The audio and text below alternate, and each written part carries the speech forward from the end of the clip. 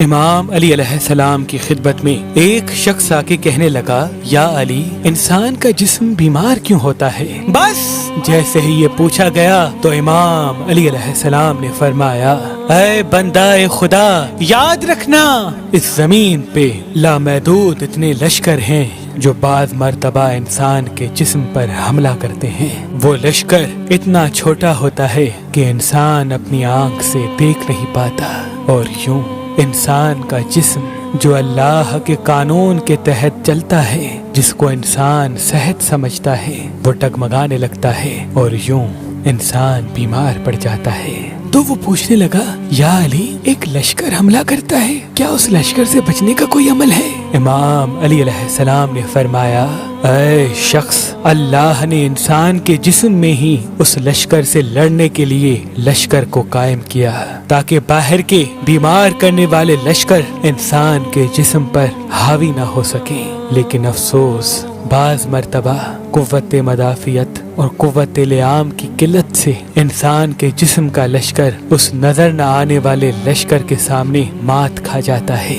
اور یوں انسان کا جسم بیمار پڑ جاتا ہے۔ تو وہ پوچھنے لگا، یا علی، ایسا کیا کرے کہ انسان کا جسم کبھی بھی اس لشکر سے مات نہ کھائے؟ بات جب یہاں تک پہنچی تو امام علی علیہ السلام نے فرمایا، اے شخص، جو انسان رات کو نیند پوری کرتا ہے، صفائی کو فرض اول سمجھتا ہے، اپنی غذا کا خیال رکھتا ہے، اور فجر کو اٹھ کر 27 مرتبہ سورہ اخلاص پڑھ کر اللہ سے دعا مانگتا ہے کہ اے اللہ، میرے جسم کو اس قابل بنا کہ کوئی بھی بیماری میرے جسم پر حاوی نہ ہو، تو اللہ کے فضل و کرم سے انسان کا جسم اتنا مضبوط ہو جاتا ہے کہ بیماریاں اور وہ نہ نظر آنے والا لشکر انسان کے جسم پر کبھی قابو نہیں پاتا۔ اس زمین پہ عظیم نعمتوں میں سے ایک نعمت پخراج پتھر ہے، کیونکہ جس بھی انسان کے ہاتھ میں پخراج پتھر پہنا ہوتا ہے تو اللہ اس انسان کے راستے